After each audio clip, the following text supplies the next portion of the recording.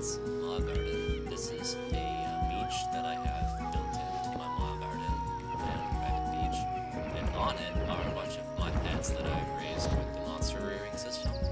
If you've watched my previous videos, you've seen some of the tiers of the monster rearing system. This is a bit of an advanced tier. This is what you would do after you've basically completed the entire thing. I'm starting to redo it, as you can see. I have some fully developed monsters over here, and then some baby monsters. And as a matter of fact, one of the baby monsters is this sheep here, and this sheep was the very first monster that you get from monster rearing, so I'm actually going back through the whole process and grabbing things that I didn't finish, so I can have all the different cheer effects that they give you. Some examples of cheer effects. Like I have one from the Jumbo Tender that gives my trust some regen and refresh. This is a higher tier monster rearing cheer effect that you could get. And then I'm currently working on some of the other higher tier monster rearing cheer effects. That would be the Behemoth. This is the King Behemoth. And then this is actually an Abyssal Worm that just transformed today, matter of fact. Currently just evolved. And he is no longer an Abyssal Worm, he is a Lunar Worm now. I gave him one sweet tea, and then I left, I zoned out, I zoned back in, and now he's actually a Lunar Worm, which is the highest tier dragon that you could create. There's a Lunar Worm, and then there's a Blazing Worm, I believe. So what I plan on doing is turning this baby dragon into the other tier 3 worm that I can do, which would be, I guess, the Blazing Worm. I'll have to look at it again to be sure. But yeah, so that's what we have. And so what else do I get from this exactly? Well, other than simply caring for these guys, which is quite simple. Like, let's look at this guy for example. What a strange name. Basically, this is a note that I put on this guy that basically says, hey, my name for now is going to be Cabpet2Gur. Okay, what does that mean exactly? That's gibberish, right? Not necessarily. Developed a little bit of a code here to remember how to keep, how to actually raise each pet that I don't plan on keeping for very long. Okay, so I need to give a cabbage to this guy. Okay, I've already given him a cabbage, so I can't actually give him a second cabbage till tomorrow. That's fine, but that's why his name starts with Cab. And then to interact, I would have to pet him. Huh? Pet? Yeah. Now that TW in his name means that I have to do that in his second form as well as his first form. And then after that, I give him, instead of a cabbage, a greater Pwnsalot. Oh yeah, that's what that means. And then I yell at him as well to get what I want. That's why it's a while. I ran out of space. But yeah, clever, right? So I don't have to keep looking it up every time. Alright, so anyway, so that little sheep is just gonna keep doing little sheep things. This behemoth I've already taken care of today. He gave me, at first, a merit hide, and then after that, yet another merit hide and a manticore hide. So he likes to give me hides. Sometimes I'll get random stuff, but mostly hides. So if you're a leather crafter, then you probably want this pet because it gives you free hides to craft. Someone who can be quite good, especially in his advanced form. He's not fully developed. There's another 2 actual tiers after the King Behemoth tier that I'm aware of. So he's gonna get there. He's not quite there, but he's almost there. He's 2.5 stars. It says here right above right here where it says creature King Behemoth. And then it says, Brian's practically bursting with joy at the bottom. He's actually a 2.5 tier creature. And then after that, I can go move him into his next creature branch, which would be, I want to say tier 4. And then after that, there's a tier 5. So essentially, he's tier 3, almost capped at tier 3. That's what that is. So he's going to eventually be a tier 4, which I think is called a Score Moth or LAC Moth or something like that. I don't know. It's some kind of behemoth. I don't know. I'm just hoping he gives me really good loot that isn't necessarily leather crafting, because I can give a shit about leather crafting. Alright, now that we've actually just shown what exactly I do to each one of these pets each day, I think I've done all of this. Yeah, I don't collect items from babies as a rule, because I want them to develop as fast as they can. And I think that's how that works, just after testing. Yep, so the only one that I have left to deal with is the one that I evolved. This is just another note that I would like to put on this video. Essentially, when when you're ready to evolve, like let's say in this case that was a tier 2 dragon, I think it was a tier 2 dragon. When I'm ready to evolve it to a tier 3, which I just did, what I plan on doing is when I first went into the Maw Garden, check the level of all of the monsters that are getting ready to evolve at the end of their tier 2 or their tier 3 or whatever. When I see that they have 3 full stars, which this one did, since that was the first thing that I did, I actually haven't interacted or fed it yet, so that means that I can get started on the very next tier immediately, right?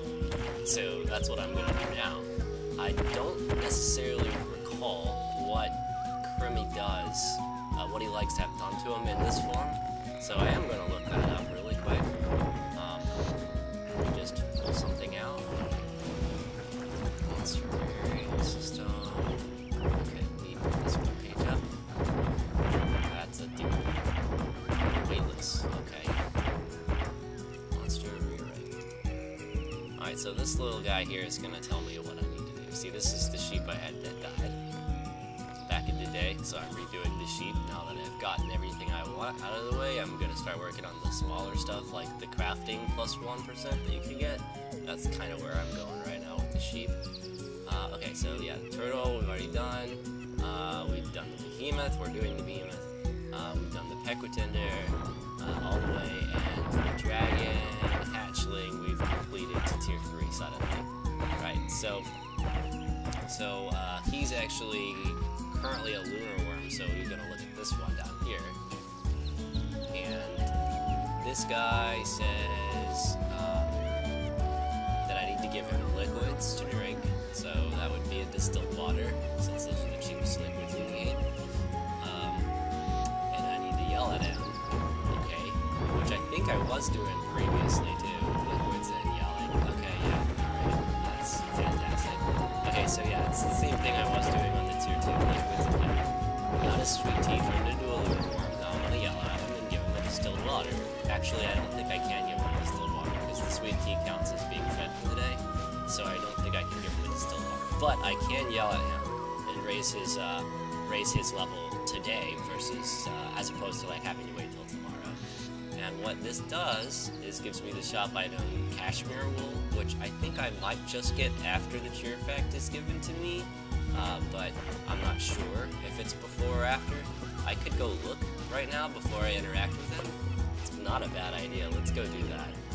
Let's close this. So before I interact with the lunar worm, I'm gonna just double check to see if the shop gives me that Cashmere Wool, or if I need the cheer effect for it to give me the Cashmere Wool. Alright, so that guy doesn't give me anything, but this Moogle might over here, so let's go look.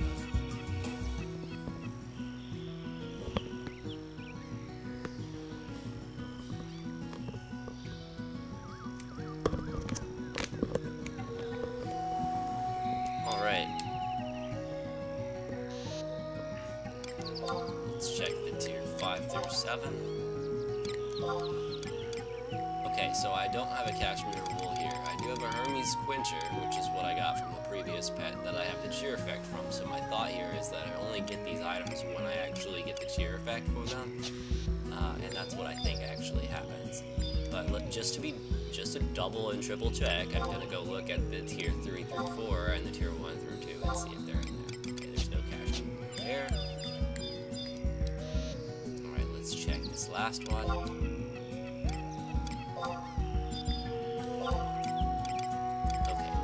Cashmere Wool here either. Lots of fun stuff though. Alright, so here's the deal. I've had a lot of really good luck actually getting them to give me the cheer effect right away. But now that I said that, I'm gonna have to probably knock on some wood and like not jinx myself. But there's a chance that this guy gives me his cheer effect when I actually give him a toy or whatever. So I don't think I can give him any water because I've already, like I said, I fed him already. But I can interact with him. Okay, yeah, I can't give him the water because I already fed him. He evolved off of it. Now I'm going to try to interact with him. The last time I did this, I got the cheer effect right away from the jumbo tender. So we're going to try to do this again. I think it will be the third time that this has happened if I actually do get the cheer effect. So I'm going to yell at him. He's going to like it. Okay, he liked it, but he didn't give me his cheer effect. Alright, so wash, rinse, and repeat, basically. have to do that again tomorrow and try to get his cheer effect then. So just to see what this cheer effect does again, it would essentially give me a capacity points bonus. It would give me... My mouse is just being funny. Okay, anyway, it would give me a capacity points bonus. It would give me +8 is not bad actually. I think it's one of the best tiers. Magic defense bonus +3, that'd be really good if I'm playing like Thief or something. Alter Ego fast cast +20 if you need healers that are slow. Yeah, they could get their buffs out of the way and then heal you. That's fine because some trusts just actually do buffs first, so it'll be a little bit faster to the cures in this case, so that's pretty good. Alter Ego magic accuracy +10%. If you're using like Cherokee and Yorinoran, this would be pretty solid, right? Let's say you're playing Thief and you're trying to tank over Cherokee and Yorinoran. Now everyone in your party has synergy because of this cheer effect, so that's basically the party setup I think I would use this for. Maybe a couple of other things you could throw in, like Gesho, or I don't know, just like any random stuff that would benefit from this. But magic accuracy is really good, particularly on Cherokee, because she has that slow that she likes to do. She's an Earth Mage, if anyone doesn't know, and she uses slow effects, and you know, they don't normally get resisted, but in higher tiers, difficult battlefields, they would be resisted. But that would give you a little bit more of an edge in those situations. And again, you wouldn't have that access to that buff if you didn't do Monster Rearing. So I would encourage everyone to do Monster Rearing. It's a lot of fun. I do it every single day that I play this game, and I've never had a bad time necessarily, unless I'm on like week 2 or week 3 of trying to evolve the same creature that just refuses to evolve. That's rough, but other than that, if you look on the bright side, you've got 3 other creatures that may probably be cooperating with you, just that one little asshole that won't do anything. So, I mean, everyone has their little asshole, I suppose, but yeah, this is definitely a good system. And I think that's about it for this video. Taking care of everything, showed you a little bit more about how to use the Monster Rearing system and what some of the benefits of the system are. Just realize that there's a lot of different things you could raise in this Monster Rearing system, and they all branch off into different evolutions. Like this Lunar Worm, for example, doesn't necessarily, he's one of 4 forms, I believe, on tier 3. So you could raise essentially 4 different dragons in here if you wanted to. That would be really cool. That's kind of what I'm leaning towards, actually. It just depends. I don't know. There's also 2 other types of behemoths, so maybe I'll just do 2 behemoths and 2 dragons, since the 2 of the dragons are really cool and the other 2 are just kind of basic. So that's my plan. And that could be your plan, too. You could do this. I believe in you. And another thing, just one other thing, your wiki, if you look this up, the one that I just showed you, is going to tell you that you don't interact with this behemoth. And that's a lie. I just want to go on record before I end this clip that you actually can interact with the tier 3 King Behemoth, and I suspect you can also interact with the tier 4 and the tier 5 Squirmoth and Ellis Moth. But here's the thing. For a while there, I didn't know how to interact with them. It was just not responding very well. So far, out of all the different ways you can interact with them, I've been having a lot of success poking him, right? It's right here where it says that strongly resonated with Brian. Okay, I can poke this guy, and he'll actually give me the music notes that says he likes it, but he won't give me the heart that says he loves it. So one of the 4 probably gives you the heart, but it's not poke. But poke will give you music notes, which I suspect is about half as much love that the pet can give you as opposed to the heart. So if you get a heart, obviously that's max love for the day that you can get, which would help them raise, evolve faster. Basically, they grow up faster if you get more of those. So, but to say on the wiki that you can't interact with them or poke him or pet him or anything, that's not true. I poke this guy every day and he loves it. Well, he likes it every day. And I'll eventually figure out what to do to him to make him love me more. But, I mean, I have my limits, right? Because, I mean, those horns, right? But yeah, so that's the only thing I have a gripe with on the wiki is that inaccuracy right there, because you can't actually interact with the behemoths at the higher tiers, and it's I've not had any bad luck actually. Every day I've poked him and he liked it, so